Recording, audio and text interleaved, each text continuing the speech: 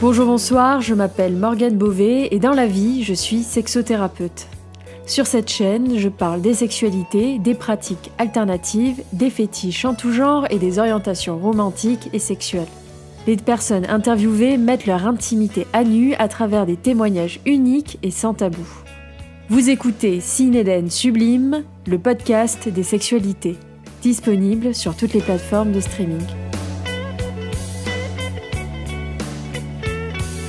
Depuis quelques années, l'éducation au BDSM et les partages d'expériences intimes à ce sujet s'exposent, se racontent et se vivent dans les médias, les réseaux sociaux, à des événements et même dans les chambres à coucher.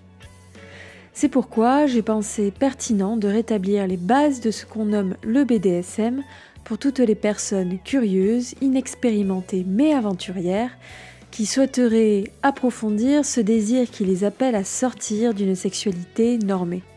Je vous souhaite une bonne écoute. Je suis très heureuse de t'avoir en face de moi, en présentiel. Avant de commencer à rentrer dans le détail de ce podcast tant attendu, pourrais-tu te présenter s'il te plaît ? Bonjour Morgane, moi aussi je suis ravie d'être en face de toi. Mon nom est Axel de Sade, ou l'Albatrice, mais on m'appelle dans la vie courante Marie. Je suis dominatrice professionnelle depuis 10 ans environ. Et avant ça, j'ai créé une association qui s'appelle l'Érosticratie avec un certain nombre d'amis, dont Senzo Matox, Mélanie Legrand. Et c'était une association qui visait à parler de la sexualité et de l'intimité via le vecteur de l'art. C'est beaucoup plus facile en fait de passer par un objet culturel quel qu'il soit pour parler de sexualité, pour éviter d'être en frontal avec des envies parfois qui peuvent être perçues comme transgressives. Et avec toute cette petite bande, on a créé un festival qui s'appelle Érosphère, dont on va organiser la 10e édition cette année, en juillet 2023.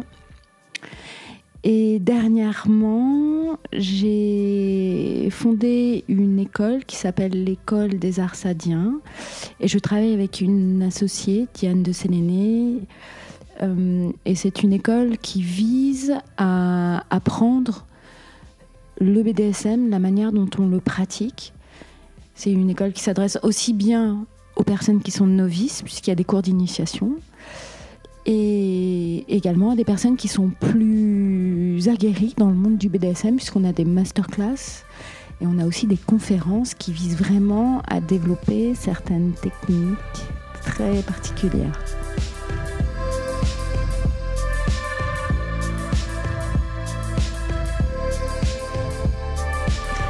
C'est une question que je poserai à la fin du podcast, de rentrer un peu plus en détail sur cette fameuse école. Mais d'abord, peux-tu me donner avec tes mots ta définition du BDSM ?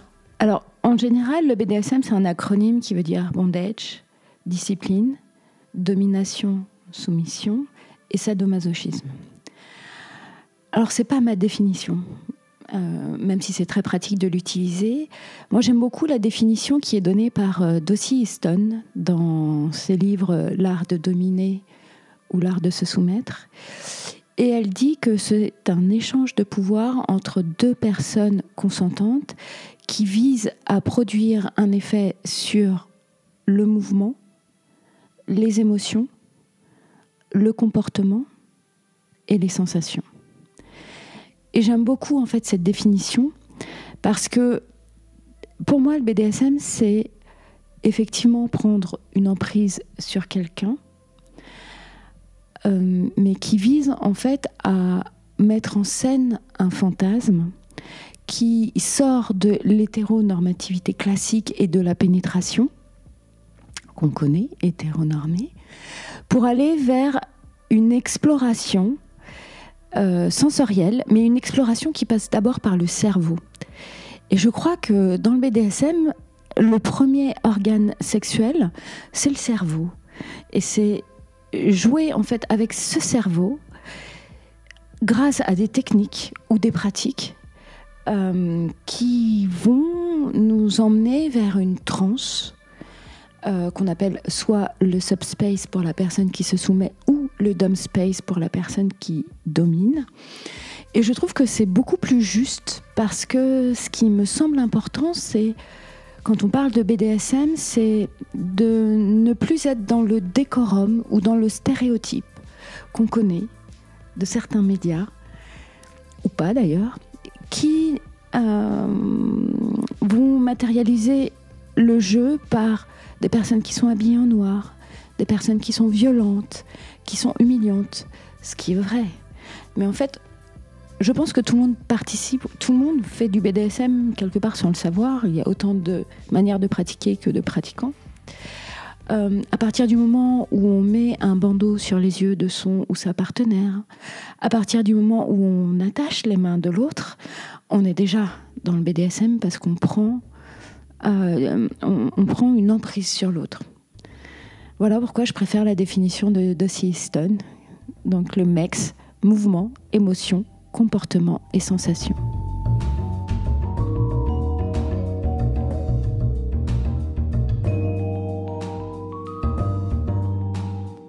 Tu me tends la perche pour la prochaine question, mais justement, que penses-tu de la représentation qu'on donne du BDSM dans les médias et même dans la pensée collective ?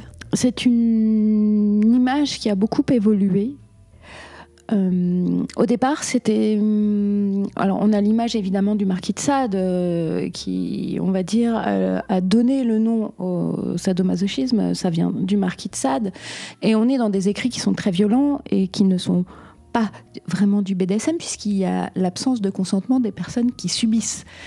Donc, on est dans l'agression. On n'est plus dans le BDSM. Et on a aussi Sacer-Masoch, je ne suis pas sûre de bien prononcer, qui a écrit notamment La Vénus à la fourrure et qui va aussi donner donc le nom de sadomasochisme, puisque là, on va parler d'une personne qui subit, et c'est cette personne-là qui parle de ça. Et on est passé de ces écritures qui sont devenues à la mode à un cinéma des années 60-70 qui est transgressif, qui est plutôt un cinéma d'auteur, d'art et d'essai. Et il y a des très bons films d'ailleurs, je pense à Maîtresse, un film avec Bulogier que je trouve assez intéressant et qui quand même traite assez bien le sujet. Et puis parallèlement, on a les médias qui s'emparent du sujet et évidemment les médias c'est... de l'instantanéité, c'est des images chocs. Et là, on va aller sur quelque chose qui est beaucoup plus stéréotypé, avec une représentation, comme je le disais en introduction, d'une personne qui va être habillée en noir, en latex, en vinyle. On arrive sur le fameux dress code, avec l'utilisation de certains accessoires qui sont très visuels. Donc, le martinet, le fouet, et on oublie un petit peu d'autres dimensions du BDSM qui peuvent être liées au fétichisme, et ça devient un sujet de franche rigolade et de moquerie. Et aujourd'hui, avec le développement non seulement de l'Internet, mais aussi des plateformes de streaming en ligne, on arrive sur une image qui est un peu moins stéréotypée, bien que, si je prends par exemple une série qui est assez rigolote et qui a eu beaucoup d'écho dans la communauté, je pense à Bonding. La première saison est drôle, mais assez catastrophique sur l'image parce que on voit cette dominatrice qui... c'est la première scène du film en plus. Elle fait venir donc un assistant et 5 minutes après, cet assistant se retrouve en séance avec elle sans savoir en fait qu'il doit uriner sur le client, sans savoir en fait ce qui est en train de se passer. Donc là, on n'est clairement pas dans les us et coutumes du BDSM. Et puis, on voit bien que sur la saison 2, ils ont fait appel à des experts et d'ailleurs, cette dominatrice prend des cours avec une dominatrice pour lui donner justement les bases de ce qu'on appelle le BDSM.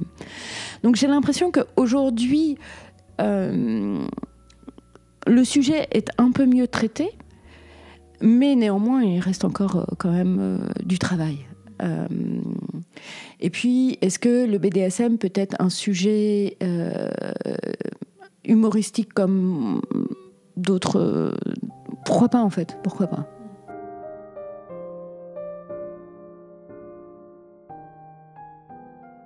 Oui, on parle de sexualité, voire même d'asexualité en y faisant de l'humour. Alors pourquoi ne pas parler de BDSM de cette manière-là ? Personnellement, je pense que tant que les informations sont justes et tant qu'elles ne sont pas déformées comme on a pu le voir dans Bounding dans la saison 1, tout va bien. Justement, beaucoup se demandent comment débuter le BDSM parce que le BDSM peut effrayer, peut intriguer et ce n'est pas évident pour tout le monde de connaître les us et coutumes de cet univers. Quelle réponse toi tu pourrais offrir à ça ? Comment débuter ? Moi j'aime bien certains livres, et j'en ai parlé en introduction, L'art de se soumettre ou L'art de dominer de Dossie Stone, je les trouve vraiment très bien faits.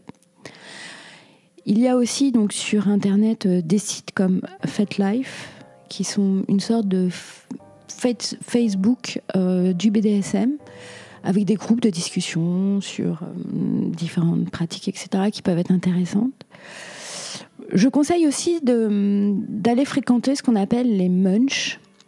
Et si vous allez sur FetLife, vous allez trouver une liste de munchs incroyable. Et il y en a dans beaucoup de villes, énormément de villes. À Lyon, Paris, Marseille, Valence, Toulouse, dans les Antilles, au Canada, en Belgique, en Suisse. Il y en a vraiment énormément.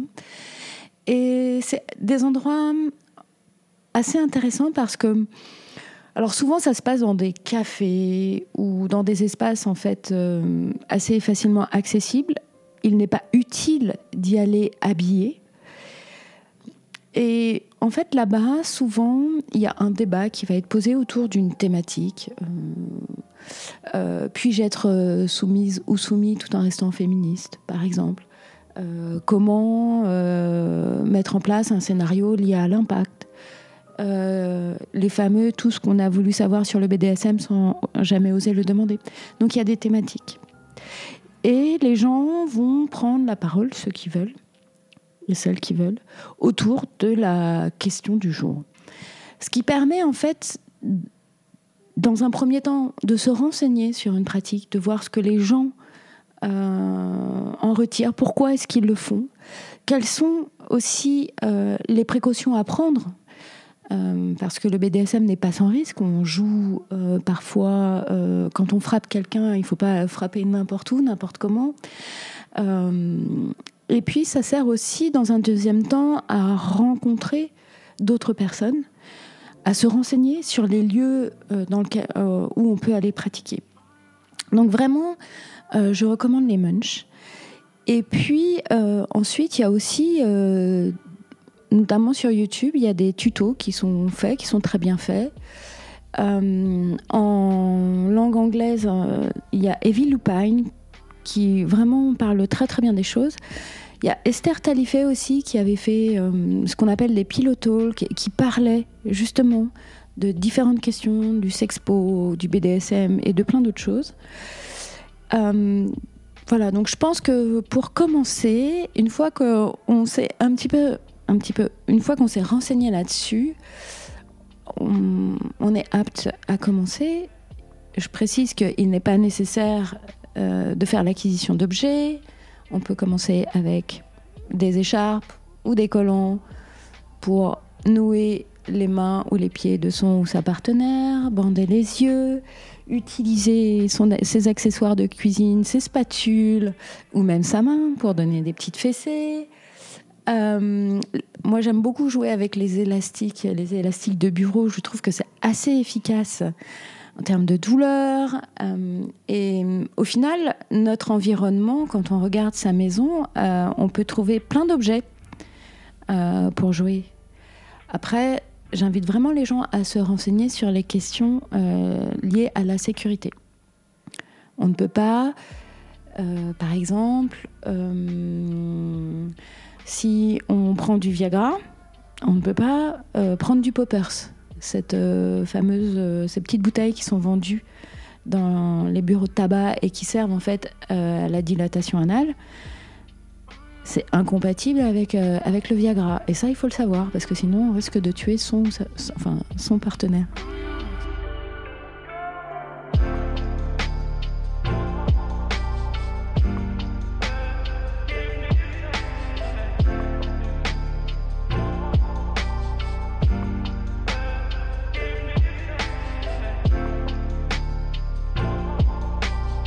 C'est vrai que l'univers du BDSM sollicite énormément l'imaginaire et personnellement, c'est quelque chose que j'apprécie particulièrement. Si on regarde le travail des dominatrices, beaucoup sont dans la création, beaucoup sont dans la créativité, tout en respectant évidemment le consentement de chacune et les règles de sécurité que tu nommes là et qui sont primordiales. Pour donner un exemple, donner une fessée peut être dangereux s'il n'y a pas de cadre et si la prise en compte des règles de sécurité ne sont pas respectées. Ne serait-ce que donner une fessée, on peut facilement toucher et blesser quelqu'un, par exemple, le coccyx notamment. Donc il y a des gestes qui peuvent être anodins, mais qui sont dangereux si on ne prend pas les précautions nécessaires. Mais comme partout d'ailleurs, hein. Marie, si on fait le tour des objets dans le BDSM, qu'est-ce qu'on y trouve et quelles sont leurs fonctions ? Alors dans l'univers BDSM, on va avoir différents types de pratiques que moi je vais regrouper sous certaines terminologies. Moi je vous invite par exemple à aller sur Google et à taper liste de pratiques BDSM et vous allez avoir des listes assez conséquentes. Moi j'en utilise une, il y a 7 pages de pratiques et elles sont classées en grandes thématiques. Et la première thématique va être la contrainte. Pour la contrainte, qu'est-ce que je vais pouvoir utiliser ? Alors je vais pouvoir utiliser des cordes, je vais pouvoir utiliser des scratchs, je vais pouvoir utiliser du film étirable, je vais pouvoir utiliser des écharpes, je vais pouvoir utiliser des collants. Donc voilà, qu'est-ce que je peux utiliser comme accessoire de contrainte ? Je peux contraindre aussi le corps, une seule partie du corps. Par exemple, la bouche, je peux mettre, un œuf, par exemple, ou un morceau de fruit. Ou alors, ce que j'adore, c'est les bonbons acidulés qui font que l'autre va baver énormément. Je vais pouvoir contraindre les mains. Comment je vais contraindre les mains ? Je vais pouvoir contraindre, les pieds. Donc, il y a tous ces accessoires de contrainte. Est-ce que j'attache quelqu'un dans mon lit ? Est-ce que, là je vois une rambarde d'escalier, je peux l'attacher sur l'escalier, en dessous de l'escalier. Donc voilà, utiliser son environnement et être créatif par rapport à son environnement. Donc contrainte. Ensuite, je vais avoir peut-être des pratiques qui sont liées à ce qu'on appelle l'impact ou la douleur. Pour l'impact, on va utiliser les martinets.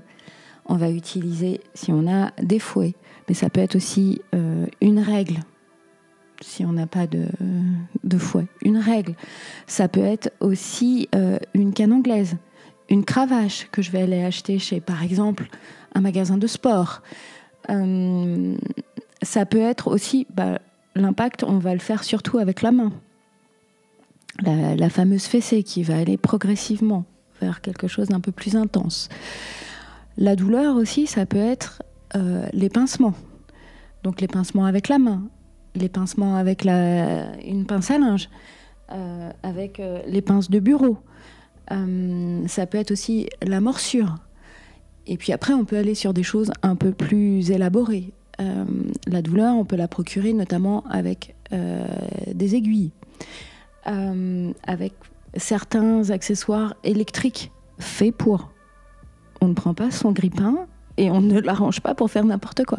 Là, en l'occurrence, sur l'électricité, il vaut mieux avoir du matériel fait pour. Donc voilà, réfléchir à ce qui peut procurer de la douleur. Alors attention, quand je parle de douleur, je ne parle pas de douleur extrême. Ça peut être une douleur gentiment excitante. Par exemple, moi j'adore les pinces à linge. Les pinces à linge, les mettre sur les tétons ou les mettre sur un sexe, sur les lèvres ou sur les bourses. C'est vraiment exquis et ça fait mal si on les laisse plus de 20 minutes ou plus de 10 minutes. Donc voilà, sur la grande rubrique de la douleur. Après, on peut aller sur le fétichisme. Il y a des personnes qui sont fétichistes. Fétichistes d'une partie du corps, mais ça peut être aussi d'une matière, latex, vinyle, fourrure, fétichiste d'une odeur de pied, des odeurs intimes, fétichiste aussi d'un environnement médical, scolaire, religieux, pénitentiaire, policier. Voilà, la rubrique du fétichisme. Ensuite, on peut aller sur les fameuses pratiques sexuelles. L'anal, évidemment. Dans mes clients, 80% de mes clients, je n'ai pas que des clients, j'ai aussi des clientes et des couples, mais lorsque je suis avec des clients, 80% sont adeptes de pratiques anales, mais ne savent pas comment l'exprimer à leur partenaire, ou au contraire, l'ont exprimé à leur partenaire, mais elles ou ils ne sont pas adeptes de ça, et donc ils vont réaliser leur fantasme avec quelqu'un qu'ils payent. Mais dans les pratiques sexuelles, donc, on va aller sur les pratiques anales, souvent, les pratiques de fist, ce qu'on appelle le consent non-consent, c'est-à-dire qu'on va forcer quelqu'un qui a consenti en amont à faire quelque chose, mais on va singer la manière de forcer quelqu'un. Ça peut être, donc je ne sais pas si j'ai parlé du fist, je peux parler aussi de tout ce qui est lié à l'uro, donc les golden showers, fameuses avec Donald Trump notamment. Boire de l'uro, mais on peut aussi le mettre dans une petite bouteille et le mettre en spray, faire des glaçons avec, faire des pâtes, enfin, avec l'urine du soir quand elle est bien diluée. Pas l'urine du matin, ou alors c'est uniquement pour les spécialistes. Donc voilà tout ce qui est les pratiques sexuelles. Et puis après, il y a le développement de scénarios.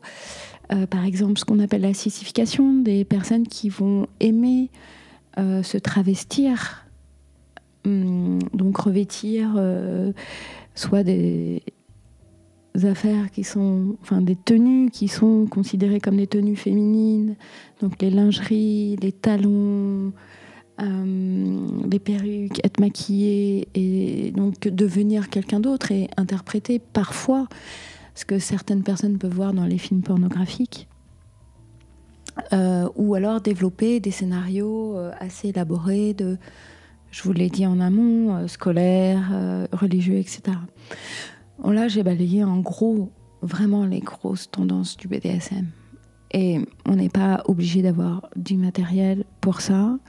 On l'a dans des magasins assez lambda. Néanmoins, pour certaines pratiques, et je parlais de l'électricité notamment, il est quand même nécessaire de faire appel à du matériel qui est prévu pour.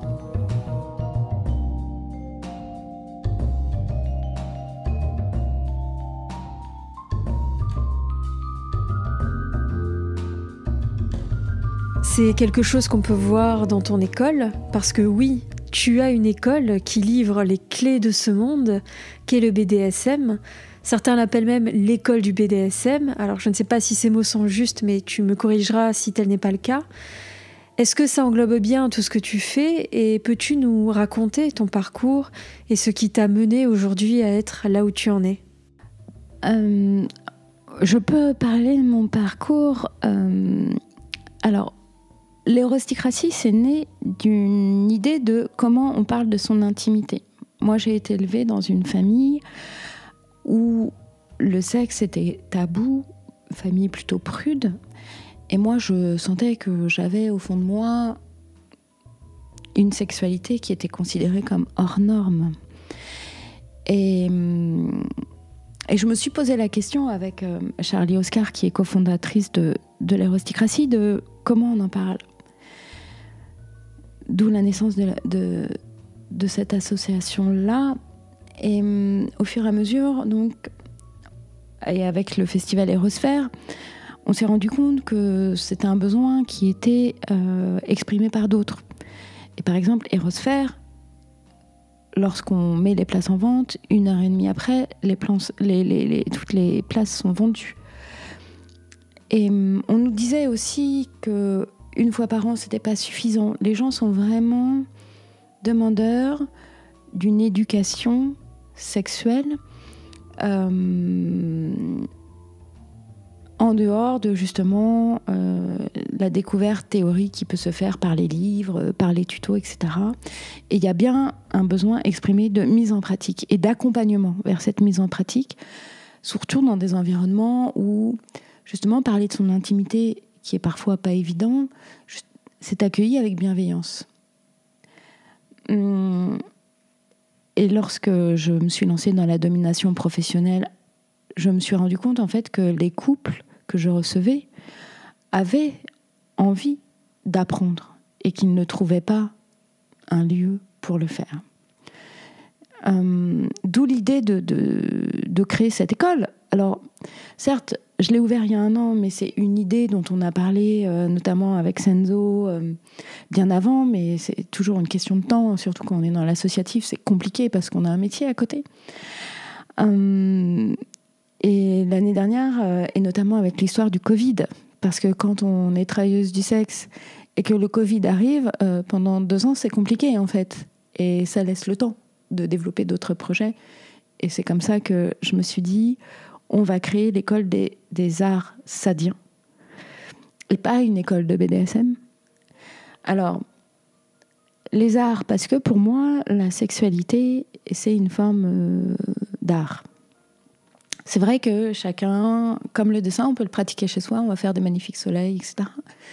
Mais tout le monde n'a pas un talent inné, comme Van Gogh ou je ne sais pas qui.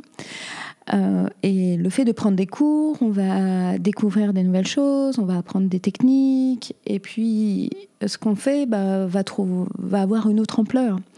Et c'est un peu la même chose avec la sexualité. C'est-à-dire que oui, on peut le pratiquer chez soi avec ce qui nous semble inné et ce qu'on a vu aussi dans certains films. Mais le fait de partager avec des personnes dont c'est le métier, et le fait de partager aussi avec d'autres personnes dont c'est les questions, le questionnement, fait qu'on va ouvrir des horizons, on va peut-être aussi ouvrir de nouvelles envies. Et ça va participer à une forme d'exploration et voire d'épanouissement sur ce sujet-là. Donc c'est pour ça que la notion d'art était importante pour moi, ne serait-ce que aussi pour donner envie aux gens de s'intéresser à cette matière-là et de ne pas faire peur. Parce que c'est aussi la question, à partir du moment où on parle de sexualité, ça fait peur, où on va. Est-ce que c'est glauque, est-ce que c'est pas glauque, etc. Là, on parle d'art. Donc déjà, c'est rassurant. Après, j'ai utilisé le terme sadien parce que mon nom de dominatrice est Axel de Sade et que dans l'univers du BDSM, Axel de Sade a une forme de renommée. Mais vous l'avez compris, le marquis de Sade n'est pas une référence en matière de BDSM. Mais je trouvais ça joli, en fait. Le terme de art sadien, ça me faisait penser art sadienne, les Arcadiens, qui sont un dessin animé des années 80 qui m'a beaucoup fait rêver, en fait. Donc c'est pour ça que je suis partie sur les arts sadiens.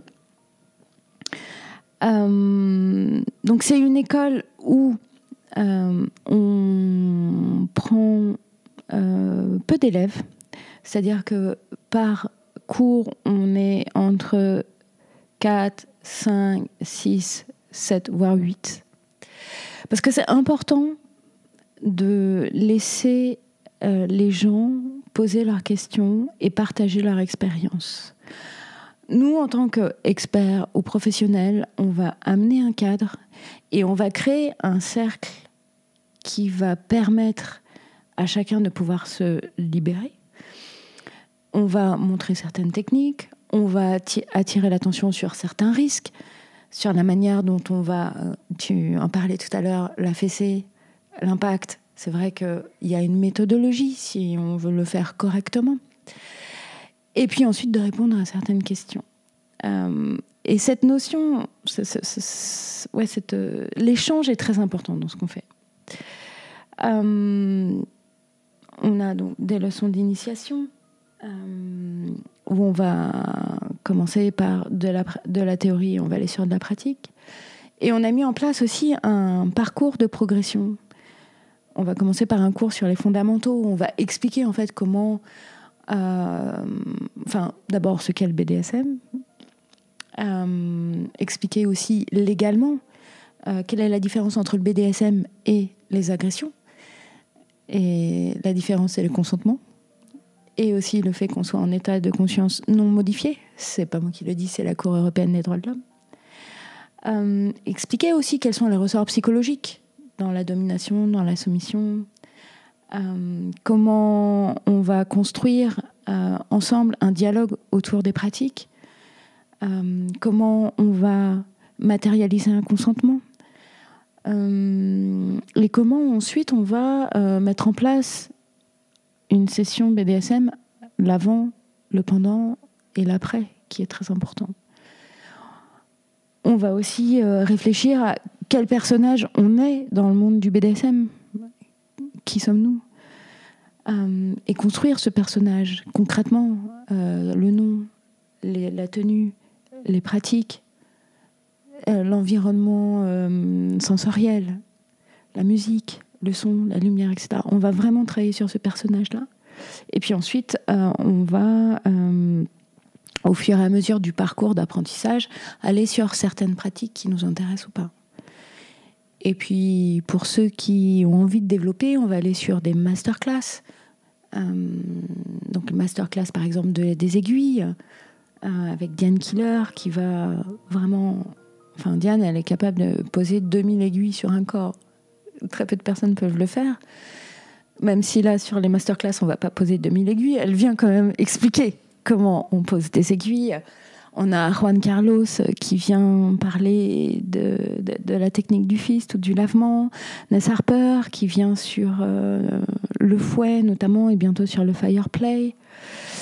Diane de Séléné qui va parler du BDSM dans le couple, comment on construit une relation BDSM avec un partenaire ou une partenaire avec lequel on vit, ce qui n'est pas évident. Ou sur la négociation. Sacha Bellamy qui va expliquer par exemple ce qu'est la forniphilie, l'art de transformer un humain en mobilier, en table de chevet, en canapé. Donc tout ça sont les masterclass. Et puis ensuite on a un nouveau, on va dire, une nouvelle thématique qui va être les conférences, où là, de manière théorique, on va aller sur, par exemple, le système de récompense dans la relation sexuelle. Et c'est Maëlys Castet qui nous en parle. Maëlys qui est capable de nous faire, et qui nous fait pendant 4 heures, un cours sur la sexualité masculine contrôlée et sur la mise en cage de l'autre. Et c'est passionnant.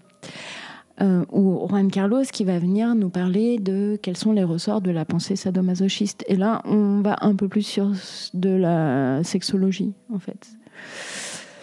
Donc voilà comment l'école s'est construite. Et comme on dit école, on s'amuse un petit peu avec ce qu'on entend par le scolaire. Et donc il y a un cursus, et puis on a une attestation. Et quand on suit 6 cours, on a une forme de diplôme qui atteste qu'on a suivi 6 cours, qui n'atteste pas d'une compétence, mais bien du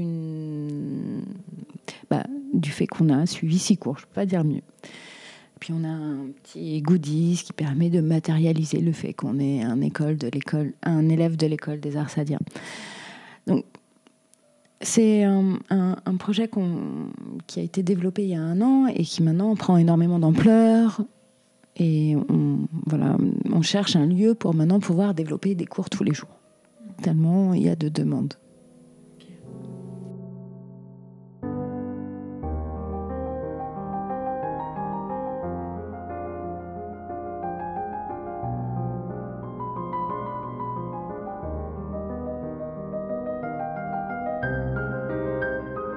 Que peux-tu dire aux personnes qui considèrent le BDSM comme déviant ?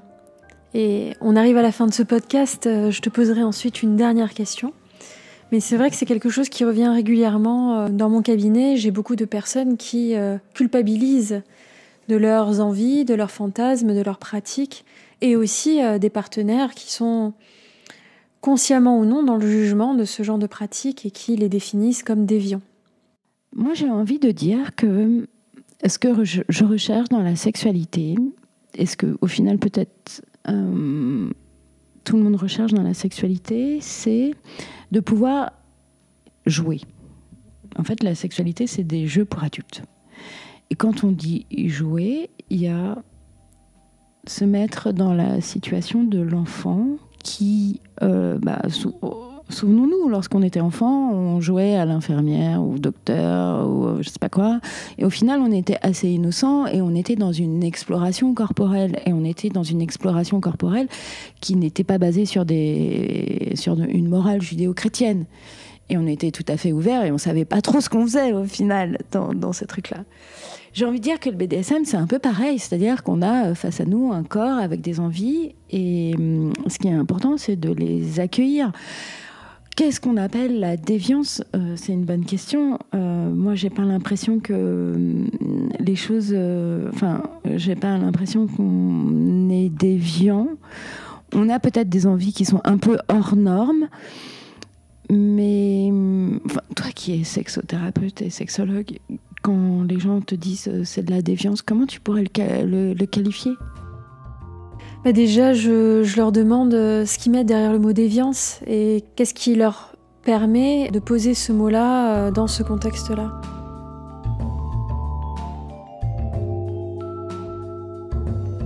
C'est d'ailleurs l'objet de mon travail actuel. Quelle fonction peut avoir une paraphilie ou bien les pratiques alternatives sexuelles qu'on peut parfois retrouver dans le BDSM ? Alors, petite précision sur les termes, paraphilie qui est à dissocier de trouble paraphilique, et très rapidement, le mot paraphilie signifie tout simplement aimer à côté d'eux. Il y a des paraphilies qui sont dites légales et d'autres illégales, et elles se caractérisent par l'excitation sexuelle alimentée par des fantasmes et des comportements qui sortent des dites normes morales et sociétales. Le BDSM est considéré, en tout cas par le DSM-5, qui est la Bible des médecins, comme une paraphilie. Néanmoins, ce n'est pas pour autant que c'est quelque chose de péjoratif et qui est forcément pathologisé, contrairement à ce qu'on pense. Dans la déviance, il y a cette idée d'utiliser l'autre comme un objet sans que l'autre n'ait souhaité et n'ait même donné son consentement. Il y a donc là le désir de nuire à l'autre et prendre plaisir à faire du mal à cette personne qui n'a pas consenti à ça. Là, on n'est plus dans le BDSM. C'est bien d'ailleurs ce qui dissocie une déviance sexuelle d'un jeu BDSM. C'est le consentement et l'intention qu'il y a derrière. Il y a des personnes qui vont flirter avec ce que j'appelle leur part d'ombre. On a tous une part d'ombre en nous. Simplement, ce qu'il faut regarder, c'est qu'est-ce qu'on en fait et comment on explore cette part de nous. Le BDSM est un des moyens qui permet cette exploration dans un cadre qui est strictement défini et où le consentement des parties est maître. Et même si ça peut déranger, cette part d'ombre, elle dit quelque chose de nous. On a tous et toutes une part de sadisme et de masochisme en nous, à des niveaux d'intensité différents. Ça ne fait pas pour autant de nous des monstres ou des personnes qui auraient des problèmes particuliers. Tout le monde a le droit d'aller visiter ces parts-là, dans un cadre bien défini, avec le consentement de chacun des parties, mais c'est totalement... c'est une réalité. Je vois tout à fait ce que tu veux dire, et d'ailleurs ça me fait penser à une grande question aussi, parce que tu le dis très bien, le BDSM c'est explorer sa part d'ombre, aimer faire mal à l'autre, aimer humilier l'autre, ou au contraire aimer recevoir l'humiliation ou la douleur. Mais c'est vrai que l'intention et la motivation, il faut pouvoir l'analyser en amont. C'est-à-dire, pourquoi est-ce que l'autre veut que je fasse ça ? Pourquoi est-ce que moi, je veux faire ça ? Alors, parfois, il y a des gens qui vont aller dans ce genre de pratique pour érotiser une forme de traumatisme. Et ils vont pouvoir rejouer ce traumatisme avec des personnes qu'ils connaissent. Ils vont maîtriser en fait ce qui va se passer et quelque part, ce traumatisme va pouvoir être supportable parce que je peux le rejouer dans des conditions safe, etc. Par contre, moi je me souviens avoir rencontré un homme qui voulait une soumise 24 heures sur 24, 7 jours sur 7, la sortir aussi de sa vie sociale pour la transformer en esclave. Et je me posais la question, mais pourquoi est-ce que tu veux faire ça ? Est-ce que derrière, t'as pas une faille d'insécurité que tu essayes de combler en privant l'autre de liberté ? Au final, est-ce que... Pour moi, le BDSM, ça doit rester un jeu. Vraiment un jeu. Et il faut pas perdre son humanité et ne pas perdre de vue justement que c'est un jeu. Et c'est pour ça que le fait de mettre des noms sur ces personnages qu'on interprète me semble important pour les distinguer de l'être humain que fondamentalement nous sommes. Ne pas oublier qu'on est dans le contrat social de Rousseau et que tout le monde, enfin les gens sont égaux, et que ça reste un jeu en fait. Donc c'est vrai que la question de la motivation est vraiment importante, et à partir du moment où on se retrouve dans un jeu où on fait plaisir à l'autre mais on se fait violence à soi, je pense qu'il faut sortir à ce moment-là de ce jeu-là et de la pratique qui est en train de se passer, parce que au final, quand on parle de consentement, on doit aussi parler de contentement et de satisfaction des deux partenaires en présence. C'est pour ça que ce n'est pas dénué de risques, et c'est aussi pour ça que l'école me semble aussi importante, parce que ça permet de pointer du doigt certains risques.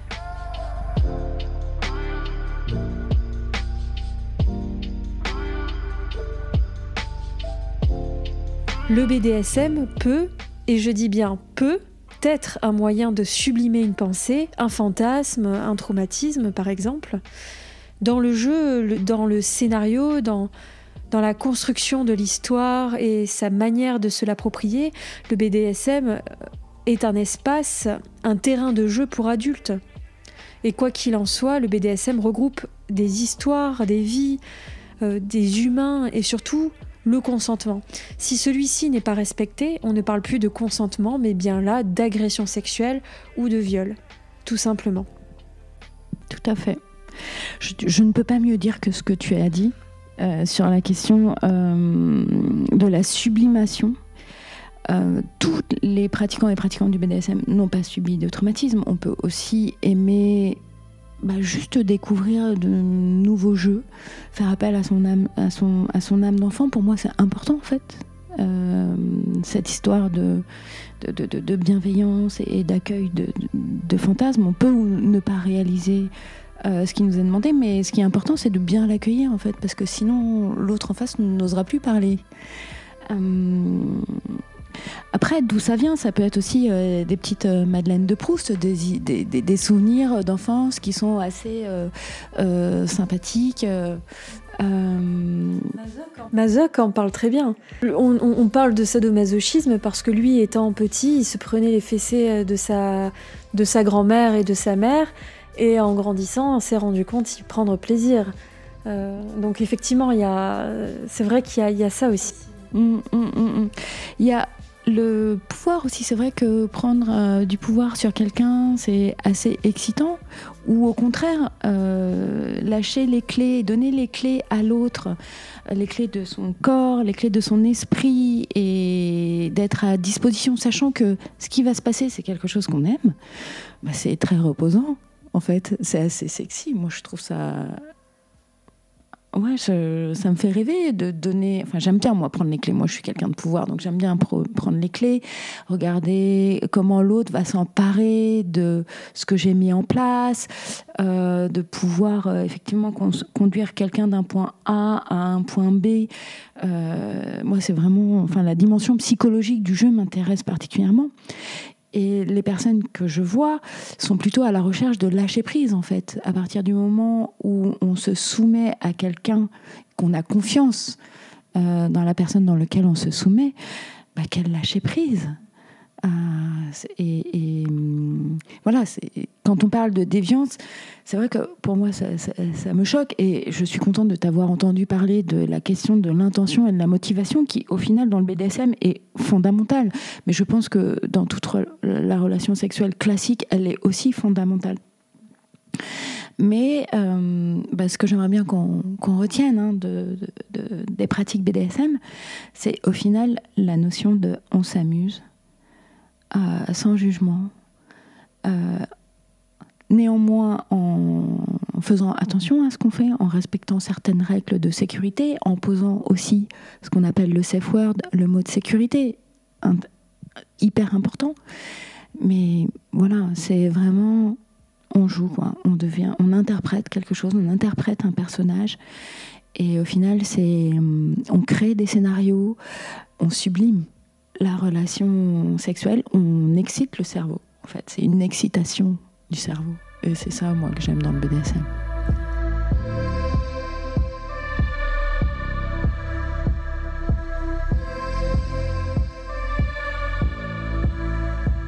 Je rajouterai une dernière chose, c'est aussi le caractère enveloppant du BDSM. Tu l'exprimais un petit peu. On retourne à l'enfance d'une certaine manière, et le fait d'être prise en main pour pouvoir lâcher prise, c'est ce caractère enveloppant qui permet ça. Et tout le monde ne se l'autorise pas, et surtout tout le monde n'a pas d'espace et de cadre pour le vivre. Le BDSM le permet. Et avoir une école comme la tienne pour pouvoir proposer ce cadre-là, présenter et partager des outils et votre expertise, je trouve ça hyper riche, hyper intéressant et vraiment le bienvenu en 2023 et pour les années à suivre. Merci, on va clôturer, je te laisserai juste donner le dernier mot de la fin, mais en tout cas merci d'avoir accepté de répondre à cette interview, merci pour nos échanges aussi, et puis merci à vous de nous avoir écoutés, à très bientôt. Merci à toi Morgane de m'avoir reçue autour de cette thématique-là. Le mot de la fin sur le BDSM, c'est, je l'ai dit un petit peu tout à l'heure, c'est surtout si quelqu'un vous exprime une envie, un fantasme, l'accueillir avec bienveillance. Peut-être qu'on ne peut pas le matérialiser. Et peut-être que lorsqu'on reçoit cette demande, d'abord, il faut que l'autre ose vous l'exprimer. C'est-à-dire qu'il y a déjà une confiance. La personne a confiance en vous. Donc, remerciez cette personne-là par rapport à ce désir qui a été exprimé. Peut-être qu'au départ, ça ne nous parle pas. Moi, quand au départ, on m'a parlé d'uro, ça ne me parlait pas du tout. Je ne comprenais pas. Quel est l'intérêt de pisser sur les gens ? Je ne comprenais pas. Et en fait, je me suis renseignée. J'ai été dans des munchs. On a parlé d'uro. Et j'ai compris ce qui se jouait derrière psychologiquement. Et ensuite, j'ai été amenée à la pratique pas à pas. Et c'est ça, en fait. On ne passe pas de ce qu'on appelle vanille, personne qui ne connaît absolument pas le BDSM, à maître ou maîtresse, aguerri, etc. Non, c'est un apprentissage. Et un apprentissage, c'est pas à pas. Et peut-être que si l'autre en face ne sait pas ce qu'est le BDSM, on peut juste commencer par bander les yeux, attacher les mains. Et puis au fur et à mesure, on va découvrir de nouvelles pratiques et on va avoir un chemin. C'est une exploration intime. Certes, on lui a donné un nom, mais ça reste ni plus ni moins l'exploration d'une intimité, d'une sexualité qui se déplace du génital pour aller sur d'autres parties du corps et notamment l'organe principal, le cerveau.